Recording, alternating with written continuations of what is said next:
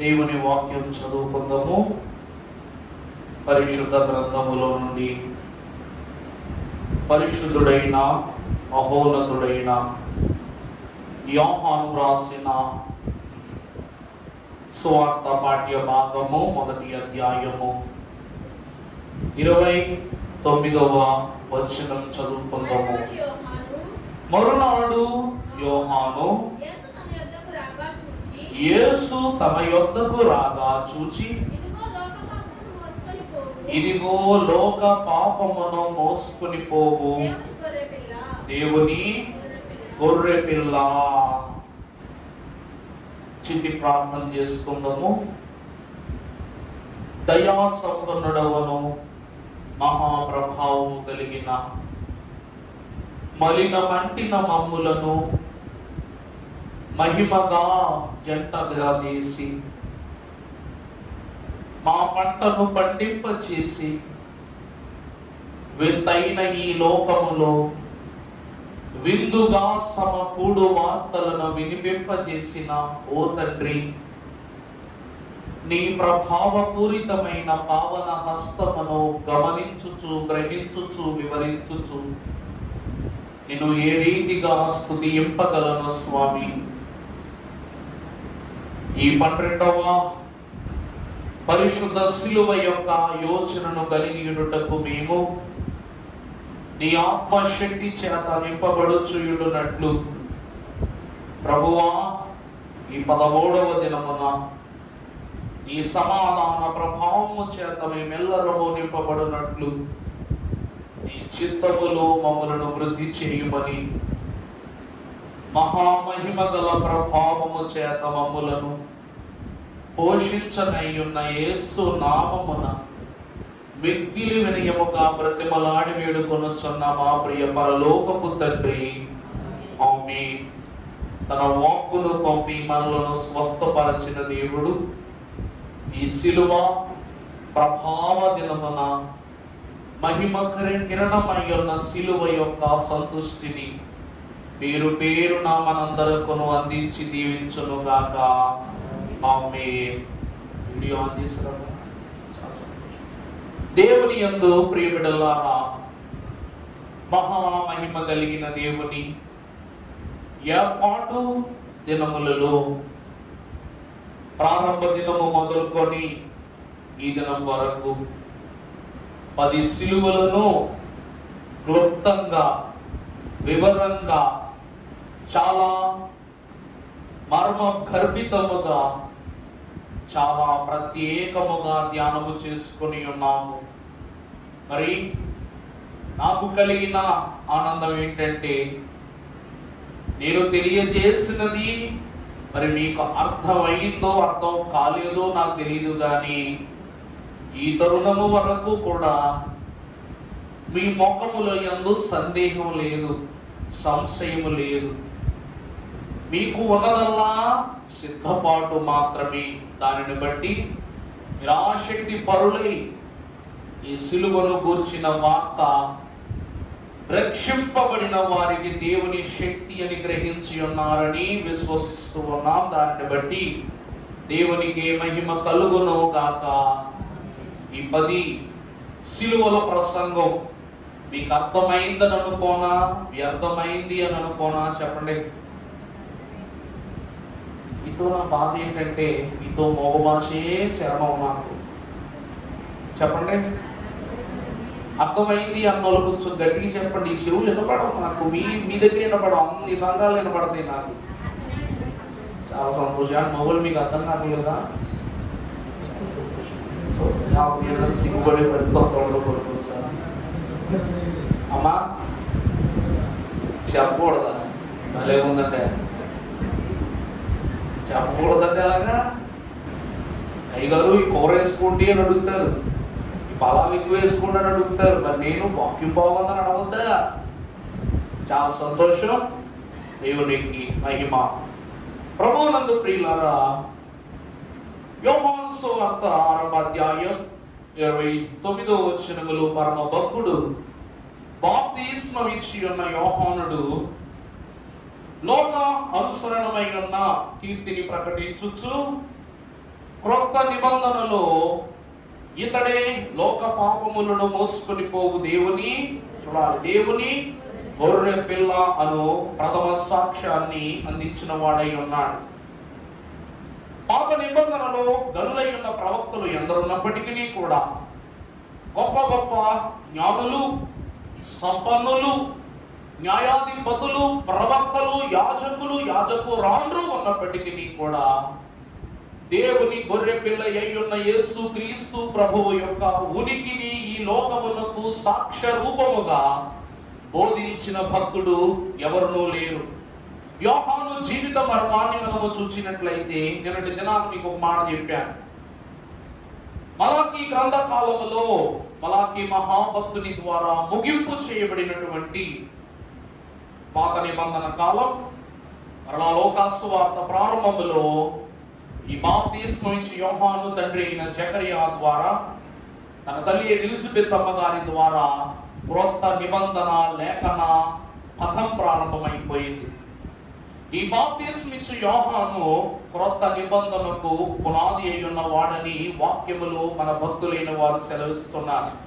మీ గతించిన క్రిస్మస్ కాలంలో నేను చెప్పాను, దేవుడు ఒక మనుష్యుని ఒక క్షణము వాడుకోవాలని ఇష్టపడినా సరే తన కోసము కాలము యొక్క నియమాలను మార్చి వేస్తాడట. ఆ మాట అర్థమైందండి?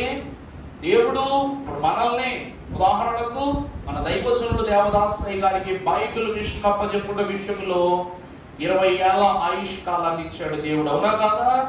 20 ఏళ్ల ఆయుష్ కాలము నుంచి పోషించి నడిపించి బేతేలు గృహము యొద్దకు దానిని చేర్చి ఆ కుటుంబమునకు బాధ్యత అప్పగించిన తరువాతే దైవజనుడు దేవునికి తన యొక్క తనువును, ఆత్మను అప్పగించుకున్నారు, అవునా కదా? ఇది బేతేలు గృహవాసుల యొక్క ఫలమై ఉండాలన్నది దైవ సంకల్పం. కాబట్టి ఆ సంకల్పం నిమిత్తము కడువృద్ధుడైన దైవజనుని వృద్ధాప్యమందు సమృద్ధి గల వాక్కు చేత ఈ లోకమునకు సాధకునిగా నడిపించుకున్నాడు ప్రభు.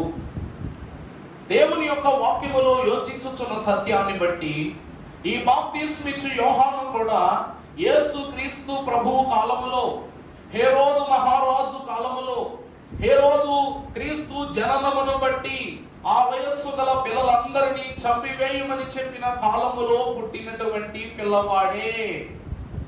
అవుతుందండి? యోహాను మహాభక్తుడు, బాప్తిస్మం ఇచ్చు యోహాను యేసు క్రీస్తు ప్రభువు జన్మించినప్పుడు తూర్పు జ్ఞానులైన వారు, అయ్యా ఇదిగో మేము ప్రభువును వెనకజూచి వచ్చాము ఈ నక్షత్రాన్ని పట్టుకుని సువార్తను, ఈ లోకమునకు రక్షణ వార్తను చెప్పిన జ్ఞానులను బట్టి ప్రభు జననాన్ని తెలుసుకున్న హేరోదు మరలా జ్ఞానుల ద్వారా సమాచారం అందలేకపోగా ఆ ప్రాంతములో పుట్టిన మగ బిడ్డలందరినీ కూడా ఆ కాలమున హేరోదు హతమార్చాడు. ఆ బిడ్డలున్న కాలపు వాడే ఎవరంట? యోహాను. ఆ కాలములో అందరూ బిడ్డలు చనిపోయారు. ఎవరు చనిపోలేదంట? యేసుక్రీస్తు ప్రభువు యోహానుడు చనిపోలా. అంటే యేసుక్రీస్తు ప్రభువును లోకరక్షకునిగా ఈ లోకమునకు ప్రకటించుటకు, సువార్త సత్య సమాధానము చేత ఈయనే దేవుని గొర్రె పిల్ల అయ్యున్న క్రీస్తనియు మెస్సయనియు ప్రకటించుటకు, దేవుని కుమారునికి సైతము బాప్తిస్మము రక్షణ క్రమమును జరిగించుటకు దేవుడు ఆ కాలములోని పరమ భక్తుడైన యోహానును మరుగు చేసుకున్నాడు.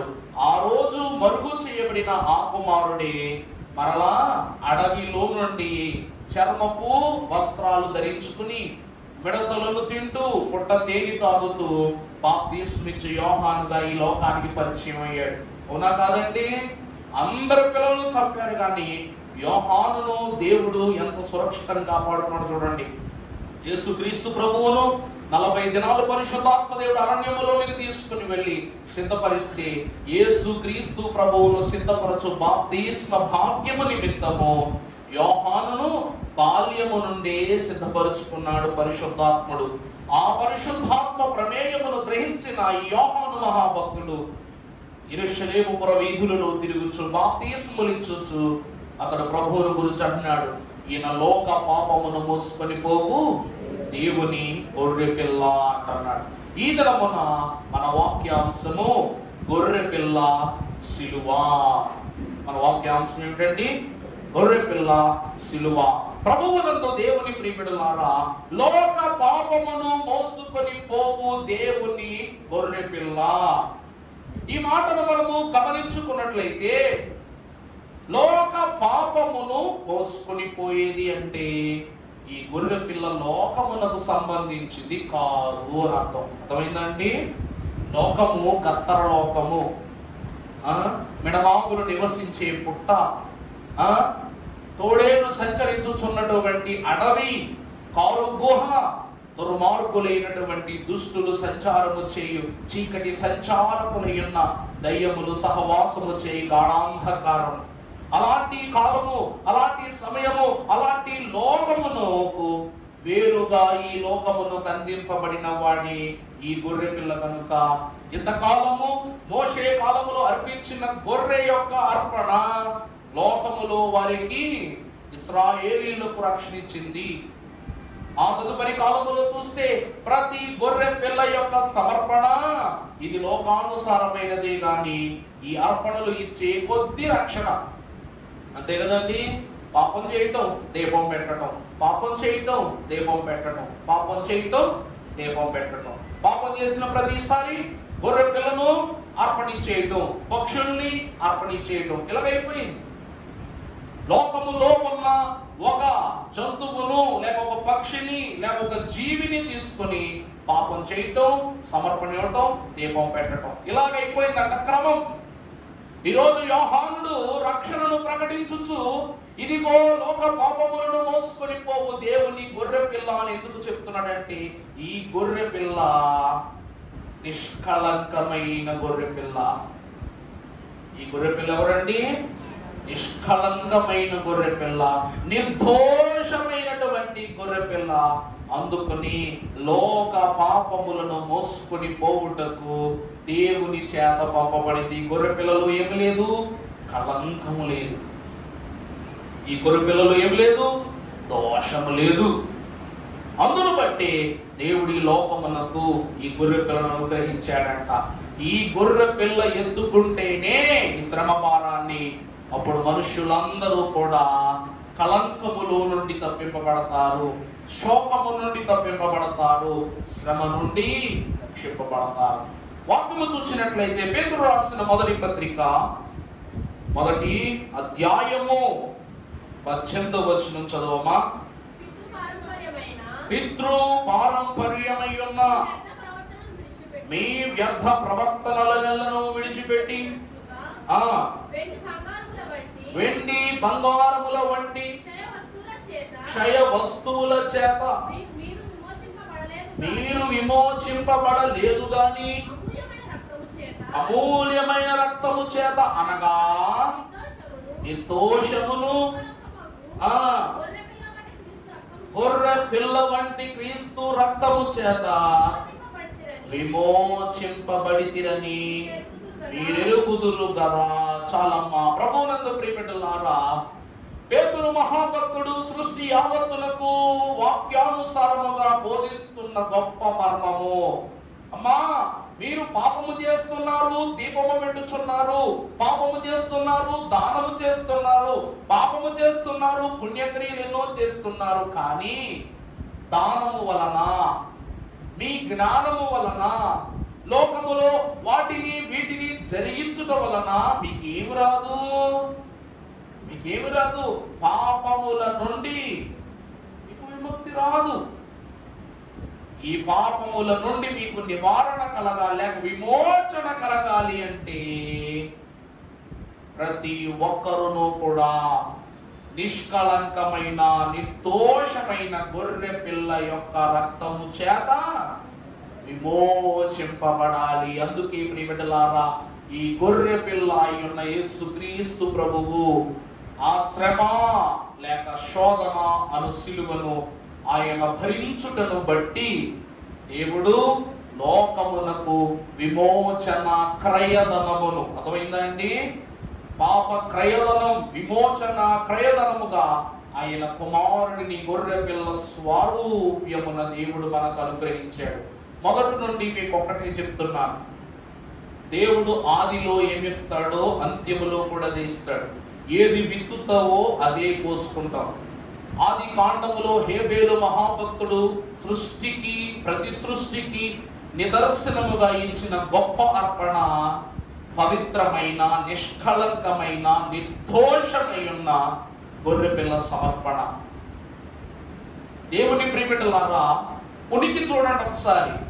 ఆదాము అవ్వల పాపాన్ని బట్టి పుట్టిన వీళ్ళు పాపులై ఉండొచ్చు, కానీ వీళ్ళ ద్వారా మానవ వంశము శపింపబడింది. కానీ దేవుని యొక్క ఉనికిలో ఏదైనా శపింపబడిందా?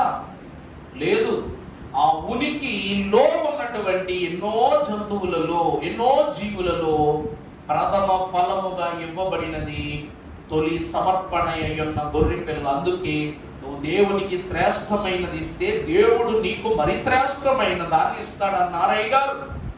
దేవుని ప్రియబిడ్డలారా, ఆనాడు హేబేలు యొక్క అర్పణ దేవునికి ఇష్టమైనది కాబట్టి ఆనికి ప్రతిదానముగా దేవుడు లోక పాపమును మోసుకొని పోవు పరిశుద్ధమైన దేవుని గొర్రె పిల్లను మనెల్లరి కోసము అనుగ్రహించి ఉన్నారు. ఎందుకు అంటే గొర్రె పిల్ల స్వభావము సమర్పణ స్వభావము కనుక. గొర్రె పిల్ల స్వభావము సమర్పణ స్వభావం కనుక దేవుడి లోకమునకు గొర్రె పిల్లని ఇచ్చాడు. దేవుని ప్రియ సంఘమై ఉన్న వారలారా, ఈ గొర్రె పిల్ల ద్వారా, ఈ గొర్రె పిల్ల శిలువ శ్రమ ద్వారా 7 భాగ్యాలను దేవుడు మనకు అందించాలని ఆశపడుతూ ఉన్నారు. ఈ గొర్రె పిల్ల శిలువ ఎత్తుకోకపోతే ఈ 7 స్థితులు మనకు రావంట. ఈ గొర్రె పిల్ల శిలువ ఎత్తుకున్నది కాబట్టి గొర్రె పిల్ల ఇచ్చు 7 ఆశీర్వాద స్థితులు మనకు లభిస్తూ ఉన్నాయి. గతించిన కాలములో మీకు ఒక వాక్యాన్ని ప్రకటన గ్రంథం నుంచి బోధిస్తూ 7 ముద్రలు విప్పిన గొర్రెపిల్ల చేసిన 7 విందులు అనే ఒక అంశాన్ని చెప్పాను. మరి మీకు గుర్తుందో లేదో, కనీసం హెడ్డింగ్ అయినా గుర్తుందో లేదో. నేనైతే పెట్టడం యూట్యూబ్ ఛానల్ పెట్టాను. మరి మీరు ఎంతమంది చూస్తారో నాకైతే తెలియదు. ఇక్కడ వింటాము కదా, తర్వాత నచ్చలే అనుకుంటారు కొంతమంది. కానీ బయట వాళ్ళందరూ బాబుగా వింటారు, ఫోన్ చేస్తారు, డౌట్లు వస్తే అడుగుతారు. చూడండి, నాస్టార్ అయిపోయినప్పుడే దేవుడు ఇచ్చిన భాగ్యమే కదా. ఫోన్ చేసి, అయ్యగారు ఇక్కడ ఇలా అయింది కదండి, దీని వివరము, అక్కడ మీరు పాత చోట చెప్పిన వివరము, రెండింటికి ఏమన్నా లింక్డ్ ఏమైనా ఉందా, ఏమైనా అటాచ్మెంట్ ఉందా అని వాళ్ళు అడుగుతారు. నోట్స్లు తయారు చేయించుకుంటారు. ఎందుకు ఇదంతా దేనికి చెప్పండి? దేవుని వాక్యము మనం అవపోసన చేసుకునే కొద్దీ మన ఆయుష్ దృఢపడిపోతే దేవునిలో. ఈ గొర్రెపిల్ల యొక్క భాగ్యాన్ని తెలుసుకున్నట్టుకు ఇష్టపడిన మనకు గొర్రెపిల్ల 7 విందులు మాత్రమే కాదు, 7 వింతలు కూడా చేసినందుకు చెప్పిన తర్వాత వాక్యవర్మ 7 విందులు వల్ల కలిగిన 7 వింతలు అని చెప్పాను. ఆ 7 వింతలు ఏంటంటే ఈ 7 స్థితులే. మొదటిగా మనం చూసినట్లయితే హెబ్రీయులకు రాసిన పత్రిక 9వ అధ్యాయము 22వ వచనం చదువుకుందాం. మరియు ధర్మశాస్త్ర ప్రకారం సమస్త వస్తువులను రక్తము చేత శుద్ధి చేయబడవలెననియు, రక్తము చిందింపకుండా మనకు పాప క్షమాపణ కలుగదనియు అమ్మా సామాన్యముగా నేను చెప్పుచున్నాను. ప్రభువునందు ప్రియబిడ్డలారా, రక్తము చిందింపకుండా ఏం లేదంట, మనకు పాప క్షమాపణ లేదు. ఈ గొర్రె పిల్ల మనకిచ్చిన మొట్టమొదటి స్థితి ఏమిటో తెలుసా అండి? రక్తమును ఇచ్చుట. ఈ గొర్రె పిల్ల మన కొరకు ఏమిచ్చిందంట? రక్తాన్ని ఇచ్చిందంట. ఈ వాక్యాన్ని కూడా ఉదాహరణలో తీసుకుంటే, గొర్రె పిల్ల అయ్యున్న శ్రేష్ఠ సమర్పణ దేవునికి హేబేలు అర్పించడాన్ని బట్టి తన అన్నయ్య అయిన కయ్యూను యొద్దకు దేవుడు వచ్చి అంటాడు, కయ్యూను, ఈ తమ్ముడు ఎక్కడా? తమ్ముడైన హేబేలు ఎక్కడున్నాడంటే, ఏమో నాకేం తెలుసు, నేను ఆ తమ్మునికి కావలి వాడినా అని ప్రశ్నిస్తే ప్రభు అంటారు, ఏం ఆషామాషి ఉందా? నీ తమ్ముని రక్తము నేల నుండి నాకేం చేసుకుంటుంది? వర్ర పెడతానంటే మొదటి సమర్పణ అయ్యున్న గొర్రె పిల్ల యొక్క అర్పణ ద్వారా దేవాది దేవుడు హేబేలు యొక్క రక్తపు మొరను విని ఉన్నాడంట. దేవుని ప్రియబిడ్డలారా, రక్తము అనగా ప్రాణం. ప్రాణము దేవునికి ఎప్పుడూ మొరపెడదు. అందుకే నా ప్రాణమా యెహోవాను సన్నుతించుము, నా అంతరంగమునందున సమస్తమా ఆయన నామమునే సన్నుతించుము. ఈరోజు గొర్రె పిల్ల రక్తము ద్వారా మనం అందరము రక్షింపబడ్డాం. ఈరోజు స్తుతిని పొందుతున్నాం, సన్నుతిని పొందుతున్నాం. అందుకే రక్తము విమోచన ద్వారా ప్రతీక అయ్యున్న స్థితిని కనపరుస్తూ ఉంది. మీకు ఒక విషయం చెప్పనా అండి, ఆ కాలములోనంట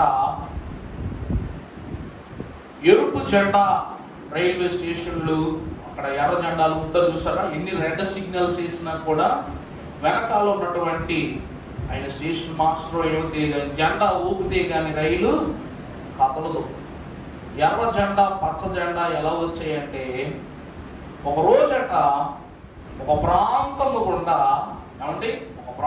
గుండా కొన్ని రైళ్లు ప్రయాణం చేస్తూ ఉన్నాయంట. ప్రయాణం చేస్తూ ఉన్నప్పుడు పశువులు కాసుకునేటువంటి వ్యక్తి తన పశువులను తీసుకుని ఆ రైలు పట్టాలు దాటిస్తున్నాడంట. దాటిస్తూ ఉంటే రైలు చాలా వేగంగా వచ్చేస్తుంది.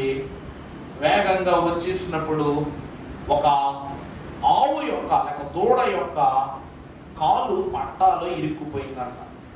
ఇరుక్కుపోతే దాన్ని తోలడానికి ఎంత ప్రయత్నించినా అది విదుపుకుని రాలేకపోతుంది బయటికి. ఇంకాస్త ఆలస్యమైతే రైలు ఈ ఆవును కొట్టేస్తుంది.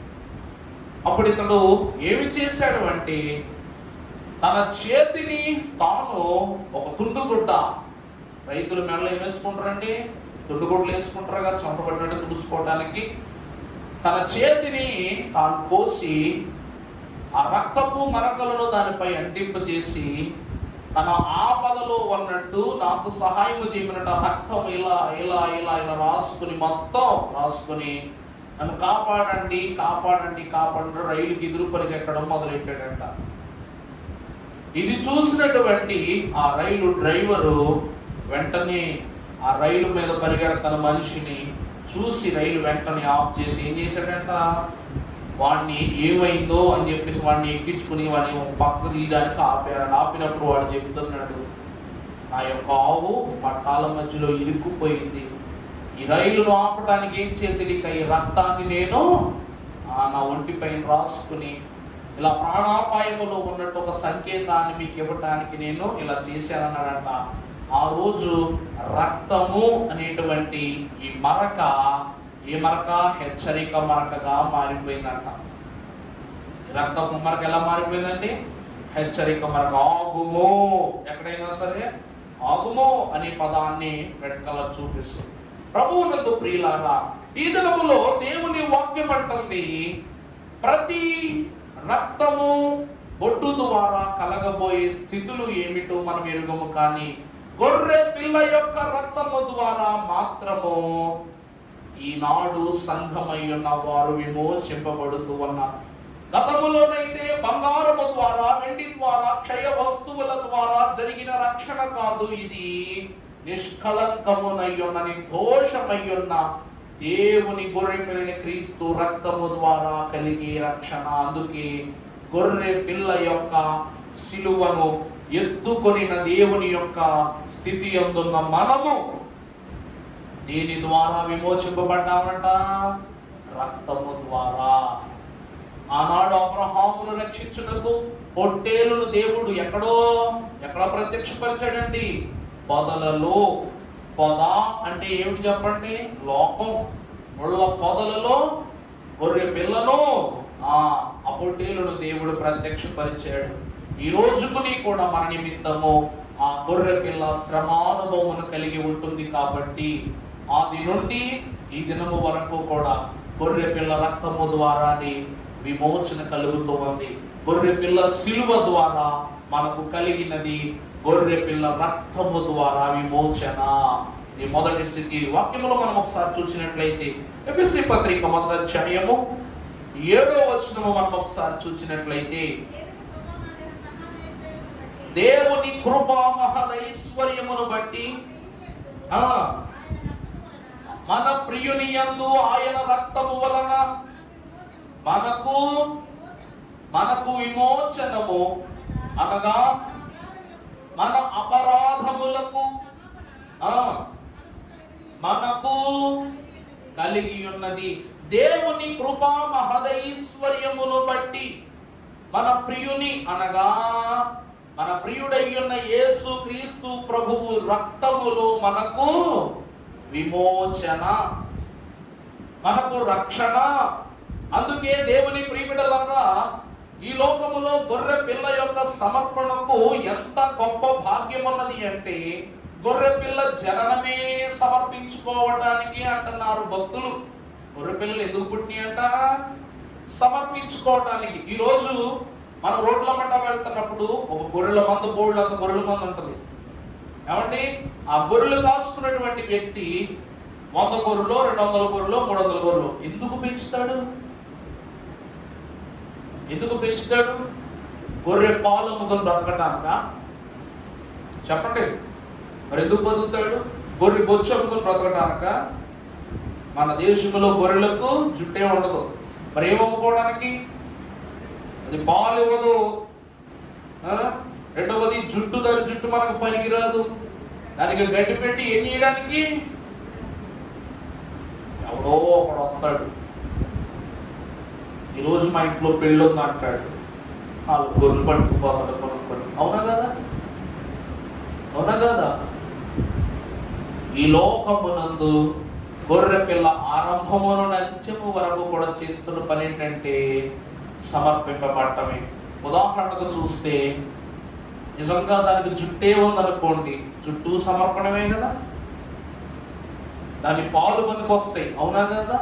ప్రతిదీ తనకు కాక ఇతరుల కొరకు, చివరికి తన ప్రాణమును కూడా ఇతరుల కొరకే సమర్పిస్తూ ఉంది.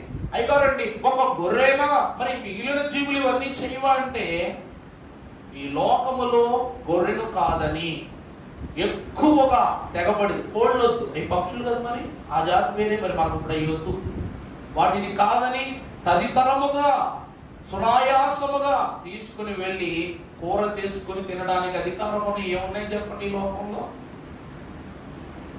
ఇంకొక మాట, మన డిస్కవరీ ఛానల్లో చూస్తే మన దేశంలో అంట ఇప్పటికీ 10 సంఖ్యలో పులులు వచ్చేసినాయి అంట. ప్రపంచవ్యాప్తంగా మొత్తం మరి 1100-1200 పులులు ఉన్నాయంట. పులులు ఎవరు తినేస్తారండి? నాకు అర్థం కాక అడుగుతాను. మరి పులులు తగ్గిపోతాయంటారేంటి? పులుల్లోకి వచ్చిందంటే గొంతాన్ని తినేస్తాం, అది మనం తినేస్తుందా? మరి పులులు అంతరించిపోవడం ఏంటి? కొన్ని డైనోసార్స్ మీద పడినట్టు అట్ల మీద పిడుగులు, అస్ట్రాయిడ్స్ పడలేదు కదా, మరి పులులు అంతరించిపోవడం ఏంటి? వాటిని ఎవరు తింటారు? రకరకాల జీవులు అంతరించిపోతున్నాయి, పిచ్చుకలు అంతరించిపోతున్నాయంట. పిచ్చుకలు అంతరించిపోతున్నాయి, వాటిని ఎవరు తినేస్తున్నారండి? దేవుని ప్రియబిడ్డలారా, ఇవన్నీ అంతరించిపోతున్నప్పుడు మనిషికి కావలసినంత సేపు, కావలసినంతగా అమ్ముడు చేయబడుతున్న మరి గొర్రెలు అంతరించిపోవాలి కదా. ఒక గొర్రె 25 గొర్రెలు కంటదా ఒకేసారి? అది ఒక్కొక్క గొర్రెనే కదా కంటది. ఏమండి, ఒకేసారి 4 పుట్టేస్తాయా? 4 గంట. మరి పిచ్చుకైతే 25 గుడ్లు పెట్టింది అనుకుందాం. పులి కూడా 6-7 పిల్లలు కంటదండి. 6-8 పిల్లల దాకా కంటది పులి, పెద్ద పులి. మరి మనం ఒక ఫంక్షన్ చేసుకున్నామంటే 4 గొర్రెలు వెళ్ళిపోతాయి కదండి. 1-2 3,000 మంది 4,000 మంది భోజనాలు అనుకున్నాం అనుకో. అయినా సరే మరి 10 సంఖ్యలోకి ఎందుకు మారట్లా? దేవుడు కొన్ని స్థితులను మనకు అవగతము చేయుటకే మరింత ప్రత్యేకంగా, నేను ఇలాగ అంటున్నాను కూడా తప్పు అనుకోవద్దు, మేక బ్లడ్ కూడా తినేవాళ్ళు ఉన్నారు తెలుసా మీకు? నిజమా కదా? మేక రక్తాన్ని, గొర్రె రక్తాన్ని కూడా కూరగా చేసుకుని తినేవాళ్ళు ఉన్నారు. మరి అలాగా కోడి రక్తాన్ని తినవే? తప్పు అనుకోకండి, తిప్పుకోకండి. మాట చెప్తున్నా, మీకు కూడా అర్థం కావాలి కదా. మటన్ యొక్క విషయాన్ని ఇలాగ తినవచ్చు, బోన్స్ తింటారు, ఎందుకంట జాయింట్ పెయిన్స్ రావంట. మటన్ బోన్స్ తింటే జాయింట్ బోన్స్ ఆ పెయిన్స్ రావంట. రక్తం తింటే లివర్ బాగా పనిచేస్తుందంట, స్పైన్ బాగా పనిచేస్తుందంట. చూడండి మరి ఎన్ని, అది చనిపోతూ దాని రక్తము, దాని ఎముక, దాని చర్మం అన్నీ కూడా ఉపయోగపడుతుంది. మొన్న రీసెంట్గా యూట్యూబ్ ఓపెన్ చేసి మేక యొక్క ఉపయోగాలను కొడితే దాని తోలు కూడా వదలరు. అవును, అట్లా మారిపోయింది. గతంలో పెద్దలు తినేవారంట మరి ఇవన్నీ కూడా. మరి ఇలాగున కోళ్ళని ఎందుకు అలా తినవు? చేపల యొక్క పొలుసులు అవి తినొచ్చా మరి ఎందుకు అలా తినవు? ఒక గొర్రె పిల్లకు మాత్రమే చివరికి రక్తంతో సహా ఎందుకు తింటున్నాడు మనిషి? ఎందుకంటే దాన్ని ప్రతి అంగుళము సమర్పణ. పేగులను వదులుతామా? పోటీ చేసుకుని తింటాం. నేను చెప్పింది సత్యమా అసత్యమా? అవునా? ఆలోచించండి, గ్రహించండి. గొర్రె పిల్ల యొక్క రక్తము ద్వారా విమోచన ఎందుకనగా దాని అణువణువు సమర్పణ. అలాంటి తలకాయ మాంసం అని కళ్ళు కూడా వదలం కదా. మరి విచిత్రాలు విడ్డూరాలు మారిపోయింది లోకం. ఆ గొర్రె పిల్ల యొక్క ఔన్నత్యాన్ని ఈరోజు మనం తింటున్నాం. తినొద్దని నేను చెప్పట్లా, తింటున్నాం. కానీ ప్రతి వస్తువు ఏదో ఒక ఉపయోగానికి. ఫ్రై అవుతుంది, తలకాయ మాంసం అవుతుంది, పేగులు బోటి కూర అవుతున్నాయి. ప్రతి ఒక్క స్థితి ఎందుకు? దేవుని ప్రియబిడ్డలారా, ఇది మనము ఈరోజు అనుభవిస్తున్నటువంటి స్థితి కాదు. ఏనాడో దాని స్థితిని దేవుడు సమర్పణ కొరకే ఈ లోకానికి అందించిన స్థితి. ఇప్పుడు చూసుకోవడానికి నవ్వుగా ఉంటాయి ఈ విషయాలు, కానీ నిజానికి వీళ్ళు ఆలోచించి చూస్తే వాక్యము సత్యము సంపూర్ణము అని మనం గ్రహించవచ్చు. గొర్రెపిల్ల ఔన్నత్యాన్ని మనం ఎప్పుడు కూడా ప్రక్కన పెట్టకూడదు. ప్రతి అడుగుకు దానికి శ్రమ ఉంది. ప్రతి అడుగుకు శ్రమ ఉంది. అందుకే గొర్రెపిల్ల రక్తము ద్వారా విమోచన. వాక్యానుసారంగా చూసుకుంటే మనము తినే ఆహారము వలన ఊరికినే తింటామా? తలకాయ మాంసం ఎందుకు? బలం, ఒంటికి బలం అంట. బోన్స్ తో సూప్ చేసుకుంటాం, బలం. బ్లడ్ తింటారు, బలం. అన్నిటికీ బలమే. బోటి తింటారు, బలం. ఎందుకు? బలం. అలాగునని మన ప్రాణాత్మలకు కూడా గొర్రె పిల్ల యొక్క రక్తము అనగా మన గొర్రె పిల్లలు కాదు, నిష్కలంకమును నిర్దోషమును అయ్యున్న గొర్రె పిల్ల అయిన యేసు క్రీస్తు ప్రభువు రక్తము ద్వారా మనకు పాపములను గెలుచు బలము, శోధనను గెలుచు బలము, లోకమును గెలుచు బలము, విమోచన క్రయధనము. ఆ రక్తం ఏమై ఉన్నదండి? మనకు విమోచన క్రయధనమై ఉన్నది. ఇది మొదటి స్థితి. గొర్రె పిల్ల శిలువ ద్వారా మనకు దేవుడిచ్చిన మొదటి భాగ్యం రక్తం. గొర్రె పిల్ల రక్తం. మరి ఏ వస్తువుతోనూ కూడా దీనిని, ఈ పాపాన్ని, శ్రమను మనం ఏం చేయలేం, తొలగించుకోలేం దేవుని రక్తం ద్వారానే. రెండవదిగా మనం చూసినట్లయితే మలాకీ గ్రంథం 3వ అధ్యాయం 16వ వచనం చదువుకుందాం. త్వరపడు తల్లి కాస్తంత.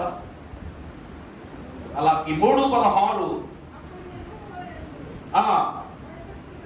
భయభక్తులు గలవారు ఒకరితో ఒకరు మాటలాడుకొనుచునుండగా యెహోవా చెవియొగ్గి ఆలకించెను, మరియు యెహోవా యందు భయభక్తులు కలిగి ఆయన నామమును స్మరించుచు యుండు వారికి జ్ఞాపకార్థముగా ఒక గ్రంథము ఆయన సముఖమునందు రాయబడిను. ప్రభువునందు దేవుని ప్రియబిడ్డలారా, మలాకీ గ్రంథము యొక్క అంత్యములో చిన్న ప్రవక్త అయ్యున్నప్పటికీ పాత నిబంధన కాల ప్రజలకును క్రొత్త నిబంధన సంఘమునకును బోధాన్విత సత్యమును బోధిస్తున్నాడు ఈ పరమ భక్తుడు. ఏమిటి అనగా, తీర్పు కాలమై లేక తీర్పు విషయమై తనను తాను సమర్థించుకుని వారు ఒక వరుసలో, తనను తాను సముచితం చేసుకునే వారు ఒక వరుసలో నిలిచి ఉన్నప్పుడు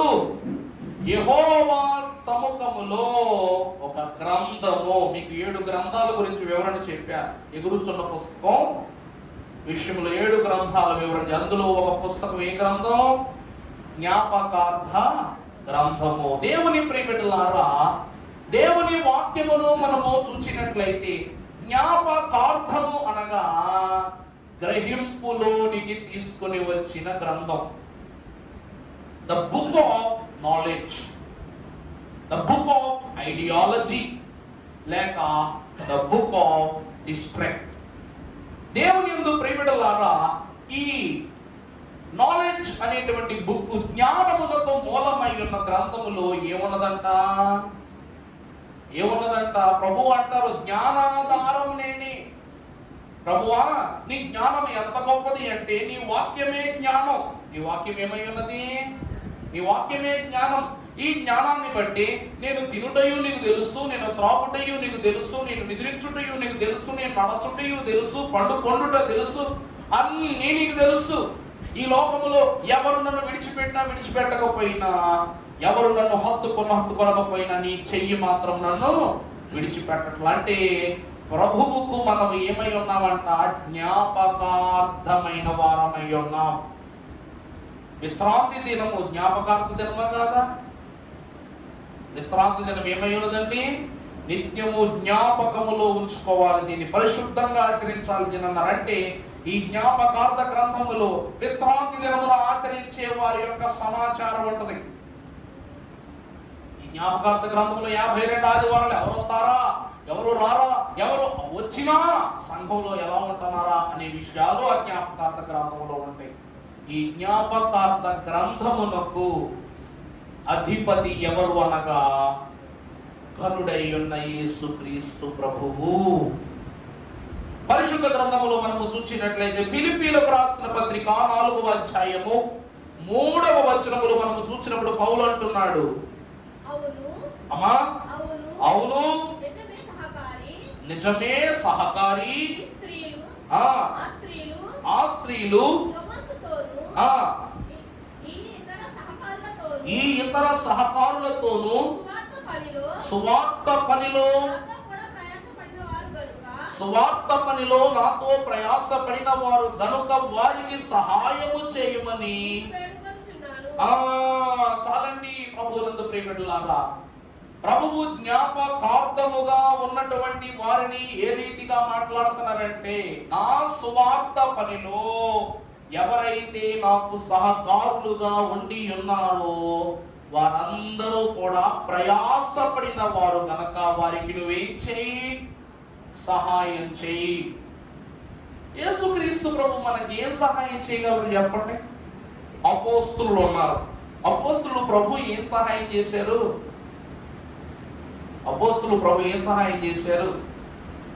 పేతురు, ఇదిగో నాతో ఇంతకాలము నడిచావు కాబట్టి ఇప్పుడైనా గత విశ్రాంతి తీసుకో, ఈ ధనం మూట తీసుకుని ఇంటికి వెళ్ళి ప్రశాంతంగా నీ భార్య బిడ్డలతో ఉండిపో.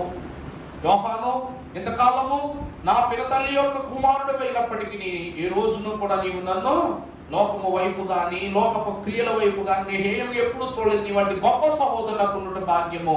వెళ్ళు, నా తల్లి నీకు అప్పగిస్తున్నాను, ఈ ధనం మూట తీసుకో, లేకపోతే ఫలానా చోట ఇల్లు తీసుకో అని చెప్పేసి ఇద్దరికి ఏమైనా అప్పచెప్పారు ప్రభు?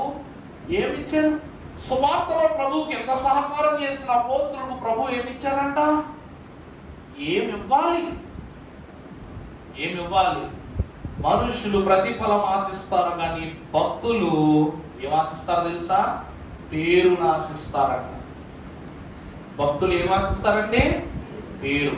బైబిల్ మిషన్ స్థాపన జరిగిందే ఆ సహకారుల వల్లనే. దేవదాసయ్య గారి దగ్గరికి వచ్చిన వాళ్ళందరూ పనిచేసి, అయ్యా నాకేమన్నా ఒక రూపాయి ఇప్పించండి అన్నుళ్ళు కాదు. దేవదాసయ్య గారి దగ్గరకు వచ్చి సేవ చేసిన వాళ్ళందరూ, అయ్యా పలానా కరపత్రాలకి నువ్వు డబ్బులు అవుతాయి అయ్యా, మీరు ఇస్తే కానీ నేను అయ్యి అచ్చు వేయించుకోవాలని డబ్బులు అడిగిన వాళ్ళు కాదు. వీళ్ళందరూ కూడా సువార్త సహకారము నిమిత్తము దేవుని యొద్ద నుండి అందుకున్నవారు, దేవుని యొద్దనే పేరు సంపాదించుకున్నవారు. ఈ సహకారుల యొక్క పేర్లను నీవెక్కడ రాయాలి? అది ఈ జీవ గ్రంథమే గొర్రె పిల్ల జీవ గ్రంథము అన్నారు. అర్థం ఉందండి? యేసుక్రీస్తు ప్రభువు సిలువ సువార్తను చాటించిన అపోస్తలుడును, శ్రమల సువార్తను ప్రకటించి ఉన్న లూకా మహాభక్తుడును, లోకమునందు మరణ సువార్తను ప్రకటించిన యోహానుడును, క్రీస్తు నిమిత్తమై ఆత్మ పరిచర్య నిమిత్తం తన ప్రాణ త్యాగమునకు వెనుకాడని నిత్య సువార్తను ప్రకటించిన అపోస్తలుడైన పౌలును మీరందరూ కూడా సిలువ పరిచర్యలో, సిలువ సువార్తలో భాగాలే. గొర్రె పిల్ల వెనక వెంబడి నడిచిన భాగస్థులై ఉన్నారు. కాబట్టి ఈ సహకారులందరి పేర్లు జ్ఞాపకార్థ గ్రంథమై ఉన్న గొర్రెపిల్ల జీవ గ్రంథములో రాయబడి ఉన్నవి. మన దైవజనులు కూడా జీవ గ్రంథములో పేరు సంపాదించుకున్న భక్తుడే. దేవదాస్ అయ్యగారు ఒక రోజు అయ్యగారు మృతి పొందిన తర్వాత, ప్రభు పిలుపు అందుకున్న తర్వాత, మృతి అనుకులే ప్రభు పిలుపు అందుకున్న తర్వాత బైబిల్ మిషన్ వారు కాకాని సోషల్లో చాలా నిక్కుటంగా దైవజనులను బట్టి కనిపెట్టుకుంటున్నారండి. ఎందుకంటే అయ్యగారు చెప్పారు, మర్మాలు చెప్పుట విషయమై ప్రభు పంపగా నేను వచ్చెదను, నేను ప్రభు విషయమై పని చేస్తాను అని చెప్పేసి అయ్యగారు వాగ్దానం చేశారు. కాబట్టి వారందరూ కనిపెట్టుకుంటుంటే ఒక తల్లి అంట, ప్రభువా మా అయ్యగారు ఎక్కడున్నారు ప్రభువా, ప్రభువా మా అయ్యగారిని ఎక్కడుంచావు ప్రభువా, ప్రభువా మా అయ్యగారు ఏం చేస్తున్నారు ప్రభు అంటే, అప్పుడు ప్రభువు దైవజనునికి మాట చెప్పారంట, నీ కొరకు ఒకరు కనిపెట్టుకుంటున్నారు, నీవేమై ఉన్నావో అని వారు కనిపెట్టుకుంటున్నారు, వారికి నీవెక్కడున్నావో చెప్పంటే అయ్యగారంట, నేను ప్రభువు పాదముల దగ్గర ఉన్నాను అన్నారు. అయ్యగారు ఏమన్నారంటండి, ఆమె అంగలారుస్తూ ప్రభు వీళ్ళకి ఏడుస్తుంటే ప్రభు దైవజనులు అన్నారంట, నిశ్శబ్దంగా ఉండు, నేను ఎక్కడున్నాను, ప్రభు పాద పరిచర్యలో ఉన్నాను, శబ్దం చేయవద్దు అన్నారు. అంతే ఆమె దిగ్గున కన్నులు తెరిచి, నా ప్రభువా మా దైవజనుని నీ పాదముల యొద్ద ఉంచుకున్నావు, మామూలను నీ పాదముల యొద్ద ఉంచుకొనిమని అప్పుడు ప్రార్థనలు సలుపుటను ఆరంభించారంట. దేవుని యందు ప్రియబిడ్డలారా గ్రహించండి. ఇక్కడ వాక్యము సెలవిస్తున్న సత్యమును బట్టి ఎవరు దేవుని యొక్క పరిచర్యకు, సువార్తకు సహకరిస్తారో లేక సిలువ పదమునకు సహకరిస్తారో వారి పేర్లను తండ్రి జీవ గ్రంథములో వ్రాయిస్తారన్నారు. దేవుని ప్రియబిడ్డలందుకే మనము ఈ లోకమునందు గొర్రెపిల్ల జీవ గ్రంథము ద్వారా లేక గొర్రెపిల్ల సిలువ ద్వారా పరలోక సభ్యత్వాన్ని సంపాదించుకుంటున్నాం. మనం ఏం సంపాదించుకుంటామండి? పరలోక సభ్యత్వాన్ని. అందుకే పేరు లేకుండా పరలోకములోనికి ఎంట్రీ లేదు. ఆధార్ కార్డు లేకుండా మీ దేశస్తుడు అయిపోతావా? ఆధార్ కార్డు లేకుండా నీ దగ్గర ఏ కార్డు ఉన్నా ఏ కార్డు లేకపోయినా అనవసరం. ఆధార్ కార్డు లేకపోతే ఎందుకో తెలుసునా, నేను ఇక్కడ నుండి రోజు ప్రయాణమై జిల్లా దాటి వెళ్ళాను. మన జిల్లా దాటి వెళ్ళాను, ఈస్ట్ గోదావరి దాటి వెళ్తే అది పిడుగురాళ్ళు ఏరియా, గుంటూరు అవతల ఏరియా అనమాట. వెళ్తే ఆ బస్సు ఎక్కి చెక్ చేస్తున్నారు. చెక్ చేస్తూ టికెట్లు చెక్ చేస్తున్నాడు. పోలీసులు ఎక్కి రాళ్ళతో ఎక్కితే మరి ఎవరోనంట నక్సలైట్లో ఉండే ఏరియా అది ఉంటే అందరి దగ్గరికి వచ్చి మీ ఐడి ప్రూఫ్లు చూపించండి అన్నారు. ఎవడైనా టికెట్ చూపించమంటాడు, వెళ్ళేంటి ఐడి కార్డులు ఇవి చూపించమంటున్నారు. ఏంటంటే అర్థం కాలేదా, మీ ఆధార్ కార్డు చూపించండి అన్నారు.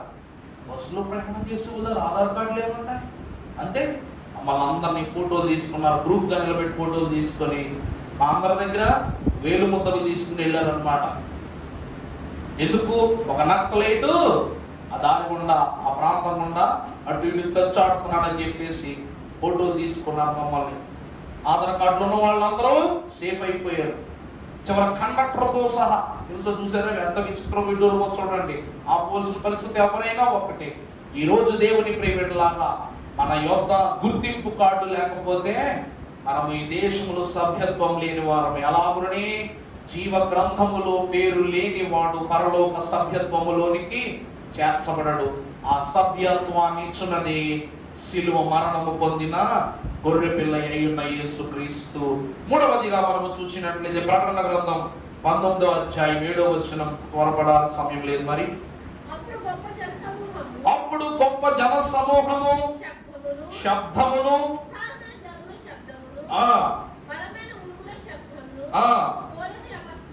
పోలిన యొక్క స్వరము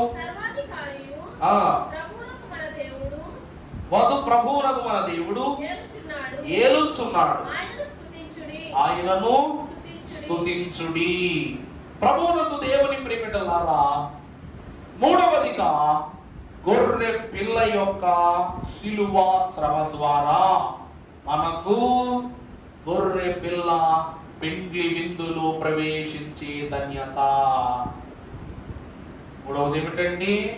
గొర్రె పిల్ల సిలువ శ్రమ ద్వారా ప్రభు అంటారు కదా, జీవాహారమును నేనే, నన్ను ఎవరైతే భుజిస్తారో వారి అన్నిటికీ చనిపోరు అంటారు. అర్థమైందండి? ఇందాక నిత్య జీవం ఇచ్చాడు ప్రభు. ఈరోజు ప్రభు అంటున్నారు, నేను మరలా మీతో పరలోకములోనే విందు పుచ్చుకుంటానన్నారు. అన్నారా లేదా? విందును అందరికీ అందింపజేసిన తర్వాత ప్రభువా ఈ విందు యొక్క ప్రాముఖ్యతను చెబుతూ మరలా నా తండ్రి సమయము వచ్చినప్పుడు మీ అందరితో కలిసి పరలోకములోనే నా తండ్రి సముఖమున ఈ విందును పుచ్చుకుంటానన్నారు. సిలువకు సిద్ధమగుచున్నది యేసుక్రీస్తు ప్రభువు తన శరీరమును తన ప్రాణమును జీవాహారముగా మలిచి మనకిచ్చుట ద్వారా గొర్రె పిల్ల పెండ్లి విందులో సభ్యత్వమును మనము పొందుకొని ఉన్నాం. ప్రభువునందు ప్రియులను అందుకే అన్నారు, పెండ్లి విందు నందు పదువు పీఠము నీ చెంత నుండు, పెండ్లి విందు నందు వధువు పీఠము నీ చెంత నుండు, రక్షకానా వందనాలు శ్రీ రక్షకానా వందనాలు. పెండ్లి విందునందు వధువు పీఠము ఆయన చెంత ఉంటుందంట, పక్కన ఉంటుందంట. ప్రభువా పక్కనే ఉండటానికి గల కారణం ఏమిటంటే ఈ విందులోనికి అందరూ ప్రవేశించవచ్చున్నాయి గారు. ఈ విందులోనికి ప్రభువు ఆహారం పుచ్చుకున్న వారు అందరూ ప్రవేశిస్తారంటే ప్రభువు పంచిపెట్టిన అపోస్తుల నుండి ఈ రోజు ఆహారం పుచ్చుకునే మన వరకు మనం అందరం కూడా ఆ పెండ్లి విందులోనికి ప్రవేశిస్తామంట. కానీ విందులో ప్రభువుతో విందును ఆచరించేది మాత్రము కొందరే అంటున్నారు. ఈరోజు పెళ్లి కార్డు అందరికీ ఇస్తాం, కానీ అక్కడ మనకు చూస్తే విఐపి వడ్డన ఒక వైపు ఉంటుంది. మాట తప్పనుకోకండి, పెళ్లి కార్డు అందరికీ ఇస్తాం, కానీ కార్డు అందరికీ సమానమే. పెళ్లిలోనికి వచ్చాక దగ్గర వారు ఆప్తులు మొదటి వరుసలో కూర్చుంటారు, అవునా? దాని తర్వాత ఆఫీసు వారు కొలీగ్స్ వారు ఒక వరుసలో కూర్చుంటారు, దూరపు చుట్టాలు ఒక్కో పక్క కూర్చుంటారు, ఇరుగు పొరుగోళ్ళు మన ఇంటి పక్కన ఉన్న వాళ్ళందరూ ఓ పక్క కూర్చుంటారు.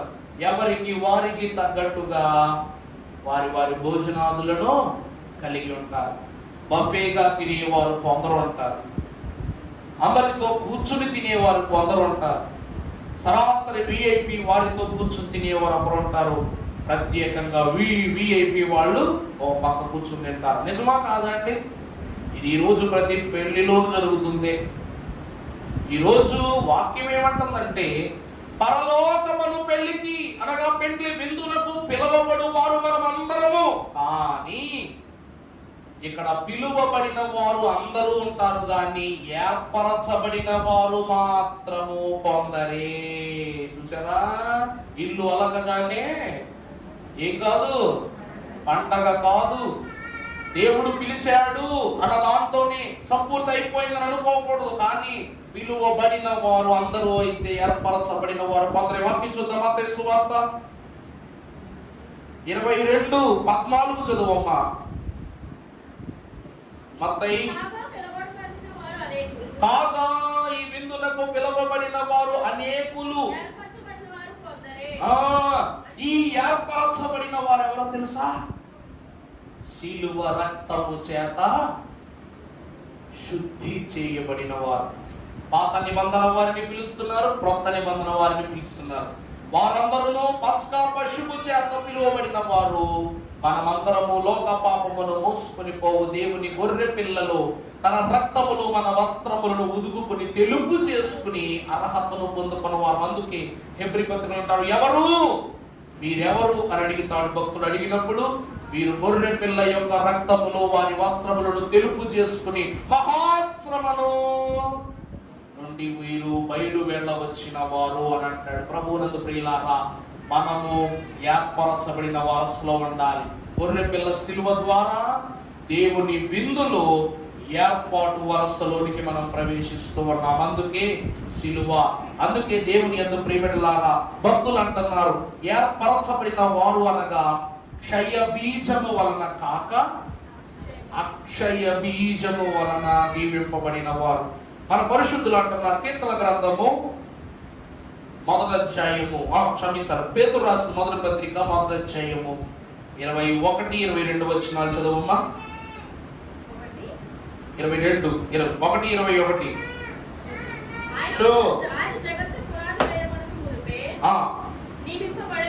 నియమింపబడెను గాని తనను మృతులలో నుండి లేపి దేవుని ఎడల మీ నిమిత్తము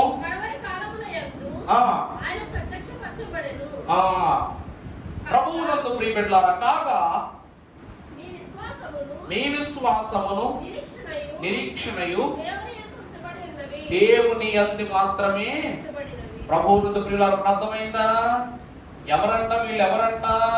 ఏర్పరచబడిన వారు అనగా వీరు అక్షయ బీజమును ధరించుకున్న వారు గాని క్షయ బీజమునకు పాత్రులు కారు. అక్షయత.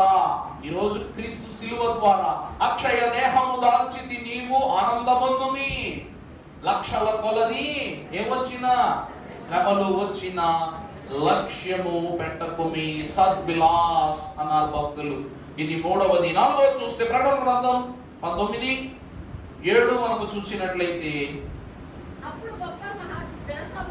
అప్పుడు మహా గొప్ప జన సమూహము శబ్దమును, విస్తారమైన జలముల శబ్దమును, బలమైన ఉరుముల శబ్దమును పోలి ఉన్న యొక్క స్వరము ప్రభువునకు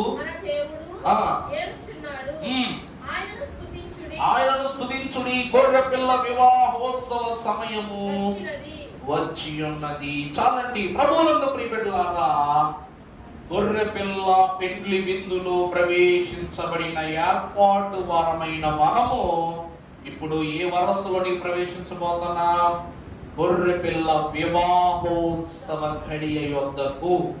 ప్రభు ఒక మాట అంటారు, ఈ లోకమునకు పెండ్లి కుమారునిగా రానయ్యున్న యేసు క్రీస్తు ప్రభువుకు సైతము తను ఎప్పుడు వస్తారో తెలియదంట. కానీ ఆ ఘడియ గురించి ఎవరికి తెలుసు? తండ్రికి తెలుసు. అందుకే మత్తయి సువార్త 24:44లో యేసు క్రీస్తు ప్రభు వారిని గురించి మా భక్తుడు అంటున్నాడు. మత్తయి సువార్త 24:44, ఆ కాలమున అమ్మా ఇద్దరు పొలములో నుందురు, ఒకరు తీసుకొని పోబడుదురు, ఒకరు ప్రభువునందు. దేవుని ప్రియబిడ్డలారా, ఈ వివాహోత్సవ సమయము ఎప్పుడు జరుగుతుంది అంటే ఎవరు ఊహించలేని గడియలో ఈ వివాహోత్సవ సమయము జరుగుతుంది. అందుకే అయ్యగారు ఏమని రాశారు? ఏ ఘడియలో ఏ గంటలో యేసయ్య వచ్చునో ఆ ఘడియలో ఆ గంటలో ఆరోహణము అవుదుము. ఎందుకంటే అంతఃపురమున అదిగో నా వరుడు అనుచు తంతులు వేయించు గది నుండి వధువు. ఈ దినముల ప్రభువునందు ప్రియబిడ్డలారా, వివాహోత్సవ మహోత్సవ భాగ్యములో ప్రవేశించబోవు పరిశుద్ధ కన్యక తనను తాను, అయ్యగారు పాటలో రాశారు, అధమనొక్క పాపమైన అంటనిది, అంటనియనిది, అంటకుండా అంటనుచు తనను తాను పవిత్రపరుచుకుంటూ ఉన్నది. నిష్కలంకమైన గొర్రె పిల్ల యొక్క రక్తము ద్వారా శుద్ధి చేయబడిన తాను నీతి అను అలంకరణను కలిగి పెండ్లి కుమారునితో వివాహ మహోత్సవములో కూర్చుండబోతూ ఉన్నది. కాబట్టి నా వధువు నిష్కలంకురాలు అనే సాక్ష్యాన్ని మనము దేవుని యొద్ద నుండి పొందబోతూ ఉన్న వాక్యములో ఆమోసు గ్రంథము 4వ అధ్యాయం 12వ వచనం చదువునాన్న. ఆమోసు గ్రంథం 4:12. కాబట్టి ఇశ్రాయేలీయులారా, మీరు మీ ఎడల గనుక ఇశ్రాయేలీయులారా, మీరు మీ దేవుని సన్నిధిని కనబడుటకై సిద్ధపడండి. అమలారా, చాలమ్మా, థ్యాంక్ యూ. ప్రభువు వాక్యమును గ్రహించుచున్న వాళ్ళారా, గొర్రెపిల్ల వివాహం అంటే ఏంటి? గొర్రెపిల్ల వివాహోత్సవం అంటే ఏంటి? అసలు ఈ వివాహం ఎక్కడ జరగబోతుంది? ఈ వివాహ క్రమం ఎక్కడ జరగబోతుందండి? ఎందుకు గొర్రెపిల్ల సిలువలో పాలిభాగస్తులైన వారే ఈ వివాహములోనికి ప్రవేశిస్తారని వాక్యము ఎందుకు ఎలుగెత్తి చెప్తుందంటే, పెద్దలైన వారి సమక్షములో జరిగే వివాహము ఎంత గౌరవప్రదమైన వివాహమై ఉంటుందో, దేవుని సన్నిధిలో తండ్రి సమక్షములో జరిగేటువంటి వివాహము దానికి కోటాను కోట్ల రెట్లు పరిశుద్ధనీయముగా ఉంటుంది. అందుకే వివాహము అన్నిటిలో ఘనమైనది. ఈ లోకములో జరిగే వివాహమే అంత ఘనమైనదైతే మరి పరలోక వివాహోత్సవము, అందులోనూ గొర్రె పిల్ల వివాహోత్సవ సమయములో ఈ వధువు తనను తాను సిద్ధపరచుకుని ఎక్కడ కనబడాలి అంటే దేవుని సన్నిధిలో తనను తాను కనపరుచుకోవాలి. గొర్రె పిల్ల రక్తము గొర్రె పిల్ల వివాహ మహోత్సవములో ప్రవేశించుటకు మనలను దేవుని సన్నిధిలో ఏం చేస్తుందంట? తండ్రి కంటి ఎదుట మనల్ని నిలబెడుతుందంట. అర్థమవుతుందా అండి? దేవుని ప్రియబిడ్డలారా, ఈరోజు తండ్రి అయ్యున్న దేవుని ఎదుట, తండ్రి సన్నిధి ఎదుట, తండ్రి సమక్షములో నిష్కలంకురాలును పవిత్రుడును అయ్యున్న ఈ వధువు యొక్క పరిశుద్ధ గడియ సమీపించున్నప్పుడు తనను తాను సిద్ధపరచుకుని అలంకరించుకుని నీతి అను క్రీస్తును ధరించుకుని ప్రభు సన్నిధిలో నిలబడటాన్ని బట్టి గొర్రె పిల్ల వివాహ మహోత్సవ భాగ్యాన్ని ప్రభువు అట్టహాసముగా మహనీయముగా జరిగించటానికి చూస్తూ ఉన్నారు. అందుకే గొర్రె పిల్ల సిలువ ఎత్తుకోవడం వలన ఈ రోజు మనం ఎక్కడ కనబడుతున్నాం అంటే దేవుని సన్నిధిలో కనబడుతున్నాం. అర్థమైందా? నీ తల్లిదండ్రులు కష్టపడితే నువ్వు బడికి వెళ్తున్నావు. అలా కష్టపడకుండా నువ్వు బడికి వెళ్తావా? నీ తల్లిదండ్రులైన వారు నేత బట్ట కట్టుకుంటే నువ్వు పట్టుబట్ట కట్టుకుంటున్నావు. వాళ్ళు పట్టుబట్టలు కట్టుకుంటే నువ్వు పట్టుబట్టలు కట్టుకుంటావా? భవిష్యత్తులో నువ్వు నేత బట్టలు కట్టుకోవాల్సి వస్తుంది. అలాగనే యేసు క్రీస్తు ప్రభువు మలిన వస్త్రాన్ని కట్టుకున్నారు కాబట్టి మనం ఏ బట్టలు కట్టుకుని నిలబడుతున్నాం? దేవుని సన్నిధిలో మహిమ వస్త్రాలు కట్టుకున్నాం. తనను తాను సిద్ధపరచుకుంటాం. ఆ గొర్రె పిల్ల సిలువ శ్రమే ఈ రోజు నిన్ను కట్టుబట్టలతో కాదు, పట్టుబట్టలతో నిలబెడుతుంది ఆ వివాహంలో. దేవునికి మహిమ కలుగును గాక. అందుకే గొర్రె పిల్ల సిలువెత్తుకోవాలి. తర్వాత మనము చూసినట్లయితే ప్రియులారా, 4వది వివాహము ద్వారా దేవుని సన్నిధిని కనబడే భాగ్యాన్ని ఇస్తుంది గొర్రె పిల్ల. తర్వాత మనం చూస్తే ప్రకటన గ్రంథం 15:3. ప్రకటన 15, వారు ప్రభువా దేవా సర్వాధికారి, నీ క్రియలు ఘనమైనవి ఆశ్చర్యమైనవి, యుగ యుగములకు రాజా, నీ మార్గములు న్యాయములను సత్యములను అయ్యున్నవి. ప్రభువా పవిత్రుడవు,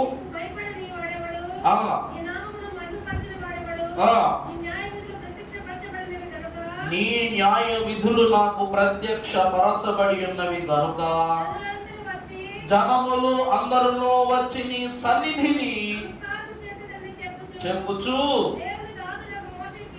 దేవుని దాసుడకు మోషే కీర్తనయు గొర్రె పిల్ల కీర్తనయు. ఈ రోజు శిలువ శ్రమల కాలములో మనం పాడుతున్న శ్రమ కీర్తనలన్నీ ఎవరి గురించి పాడుతున్నాయి? ఎవరు పాడుతున్నాయండి?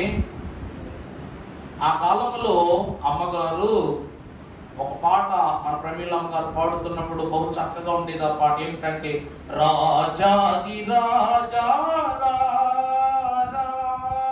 రాజులకు రాజువైనా రాజయేసు రాజ్యమేలరా రావి కోటి తేజయేసురా రాజాది రాజా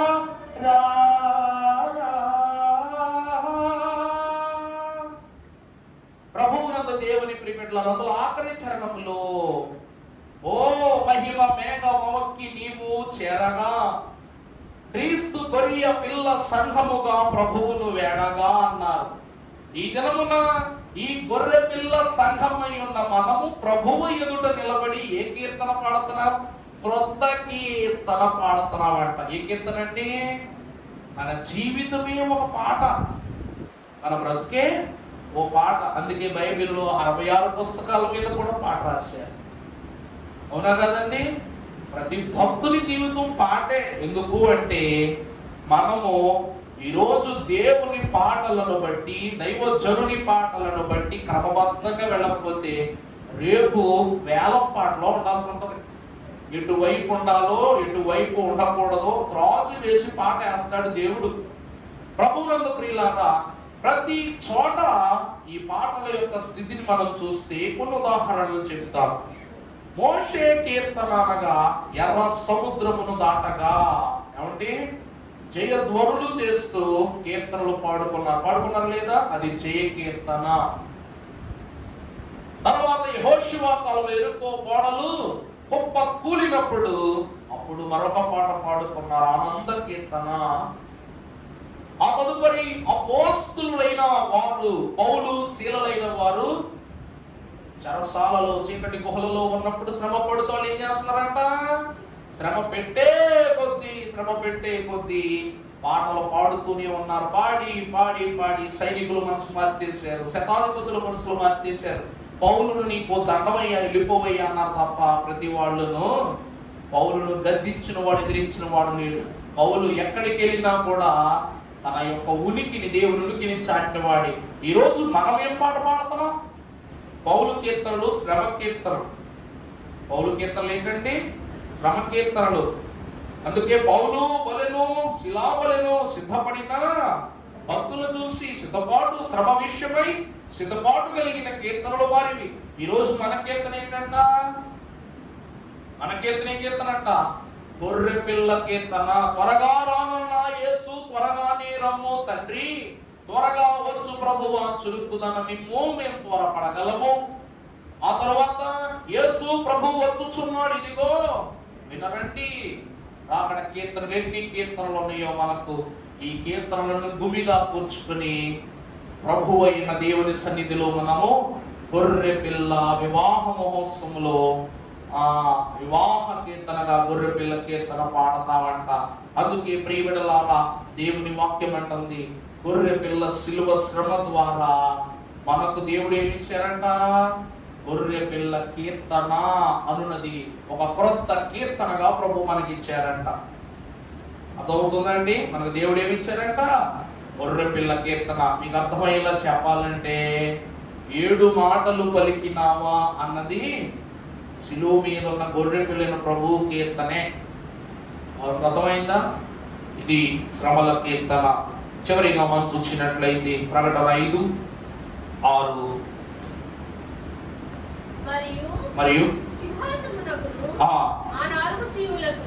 4 జీవులకును పెద్దలకును మధ్యను ఆ గొర్రె పిల్లకు ఆ కన్నులు భూమి అంతటికి పంపబడిన దేవుని 7.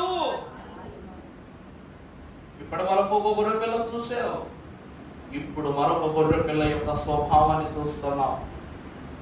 యోహాను మరీ గొంతు సించుకుని చెప్తాడు, నేను ధోనిలో చూసిన ప్రభువు వేరు, దేవాలయంలో చూసిన ప్రభువు వేరు, రూపాంతర కొండ మీద చూసిన ప్రభువు వేరు, కొండ ప్రసంగము చేసిన ప్రభువు వేరు, పునరుద్ధారుడైన ప్రభువు వేరు, ఆరోహణమైన ప్రభువు వేరు, పద్మాసు ద్వీపములో ఉన్న ప్రభువు వేరు. గొంతు చించుకు చెప్తాడు ఈ మాటలు. ఎందుకో తెలుసా అండి, ఆయన అంతయు అయి ఉన్నారు. ఆయనను గ్రహించుటకు మన జ్ఞానము చాలదు. మొదట్లో చదువుకున్నాం, మనుష్యుల జ్ఞానము దేవుని వెర్రితనము మనుష్యుల జ్ఞానము కంటే జ్ఞానము గలది. అంతే కదండి. దేవుడు 0 అయితే నువ్వు 100 అయితే నీ జ్ఞానం ఆయన 0ను కూడా తాకలేనంత గొప్పదంట. ఇప్పుడు ఇతడు అంటున్న మాట ఏమిటంటే, ఏ గొర్రె పిల్ల అయితే బలిపీఠము అని చెప్పబడిన వధ స్తంభము యొద్దకు, సిలువను కృపాసనము యొద్దకు తేబడి హతమార్చబడిందో గొర్రె పిల్ల, ఆ గొర్రె పిల్లే ఈ రోజు సింహాసనము మీద కూర్చుని ఏం చేయబోతుంది? తీర్పు చేయబోతుంది. ఈ గొర్రె పిల్లకు 7 కన్నులు ఉంటాయంట. ఈ 7 కన్నులలో నుండి 7 ఆత్మలు భూమి అంతటా కూడా ఏం చేస్తున్నాయంట? సంచరిస్తూ ఉన్నాయి. ఈరోజు గొర్రె పిల్ల సిలువలో ఎవరు జ్ఞాపకం ఉందరో వారు గొర్రె పిల్ల సింహాసనము ఎదుట ప్రభువును ఎదుట మోకరిల్లి వారు క్షమాభాగ్యమును పొందుకొని వారై ఉంటారు. నా మాటలు ముగిస్తూ చివరిగా ఒక మాట, ప్రకటన 22:3 చదువులన్నా.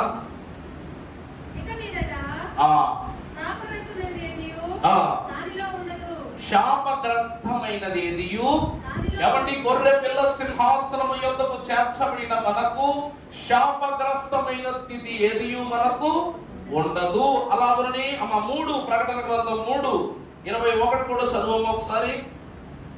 నేను జయించి కూర్చుండి ఉన్న ప్రకారము. అర్థమైందా అండి?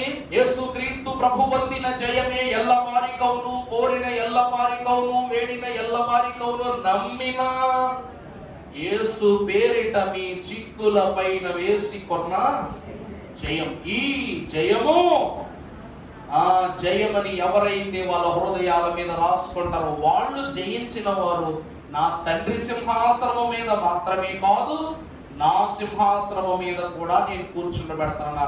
ఇది గొర్రె పిల్ల సింహాసనము. ఏ సింహాసనం అండి? సిలువ సింహాసనము పైన శ్రమ పొంది గొర్రె పిల్ల సింహాసనము పైన సంఘమునకు రక్షణను పొందికగా చేశారు ప్రభువు. అందును బట్టి మనము జయించిన వారు. ఆయన సిలువెత్తుకోవడం వల్ల మనకు జయం కలిగింది. ప్రకటన 6:15 కూడా చదువు తల్లి. భూరాజులను, ధనులను, సహస్రాధిపతులను, ధనికులను, అరిష్ఠులను, ప్రతి దాసుడును, ప్రతి స్వతంత్రుణ్ణి కొండ గుహలలోను, బండ సంధులలోను దాగుకొని ఉగ్రతకును మహాదినము వచ్చెను.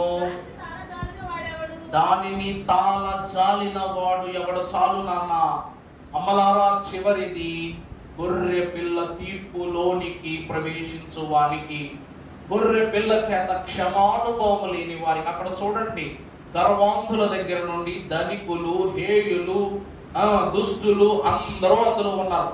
భక్తులు ఎవరైనా ఉన్నారా? గొర్రె పిల్లకు కూడా ఒక కోపము రాబోతూ ఉన్న దినమున్నది, ఉగ్రతా దినమై ఉన్నది. ఆ దినము వచ్చినప్పుడు మీరందరూ కూడా దేవుని సముఖములో దేవుని యొక్క తీర్పులోనికి తీసుకుని రాబడతారు. కాబట్టి ప్రసంగి భక్తుడు 12వ అధ్యాయము 1వ వచనములోని ఈ మాటను మన కొరకు రాస్తున్నారు. చదువమ్మా. 12:1 దుర్దినములు రాకమునుపే ఇప్పుడు వీటి యందు నాకు సంతోషము లేదని. చూసారా ఏమంటుందో?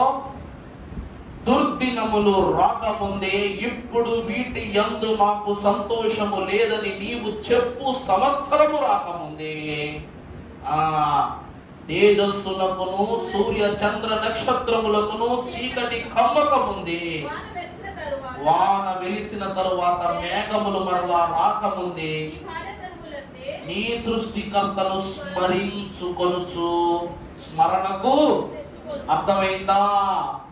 సృష్టికర్త అనగా తండ్రి కాదు. ప్రస్తుతానికి సృష్టికర్త అనగా పాపముల నుండి నిన్ను తప్పించి రక్షించి పునరుద్ధానము ద్వారా నిత్య జీవమునిచ్చునట్లు మరణము కాబోవు నీ దేహమును మహిమకు దాస్యత్వముగా చేసిన సృష్టికర్త. యేసుక్రీస్తు ప్రభువు మనకి ఏమై ఉన్నారండి? సృష్టికర్త. శిలువ ద్వారా నిత్య జీవము, జీవము కాదు, ఏ జీవం అంట? నిత్య జీవం. శిలువ ద్వారా పునర్జన్మ, పునరుద్ధానం.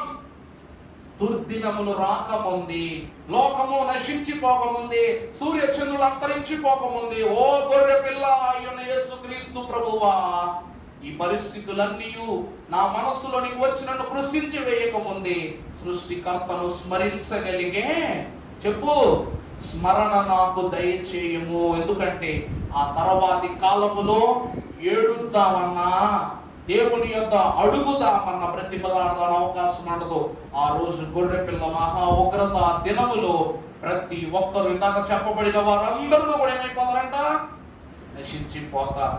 వెదికి రక్షించవలసిన ప్రభువే నశించని స్థితిని ఒక దినాన్ని ఏర్పాటు చేశారంటే మనము గొర్రె పిల్ల విషయమై ఎంత జాగ్రత్త కలిగి ఉండాలో గ్రహించుకోండి. అందుకే ప్రియులారా, ఒక గొర్రె పిల్ల సిలువ ఎత్తుకొనటం ద్వారా 7 స్థితులు ఆయన రక్తము ద్వారా, ఆయన పరిశుద్ధమైనటువంటి తలంపు ద్వారా, ఆయన రాజ్యము ద్వారా, ఆయన రాకడ ద్వారా, ఆయన క్రమము ద్వారా, ఆయన ఉనికి ద్వారా, ఆయన వివాహ ఘడియ ద్వారా, ఆయన ఉగ్రత ద్వారా, వీటన్నిటిలో నుండి మనము పరిపూర్ణులై పరిశుద్ధమై నడిపింపబడిన ఎడల దేవుని రాజ్యమునకు వారసులు కాగలుగుతుంది గనక సిలువ ముద్రను హృదయమునందు ప్రతిష్ఠించిన దేవుడు మీకు ఒక రాజముద్రగా మార్చి గొర్రెపిల్ల సన్నిధిలో మిమ్ములను సహవాస భాగ్యముతో అలంకరించి దీవించును గాక.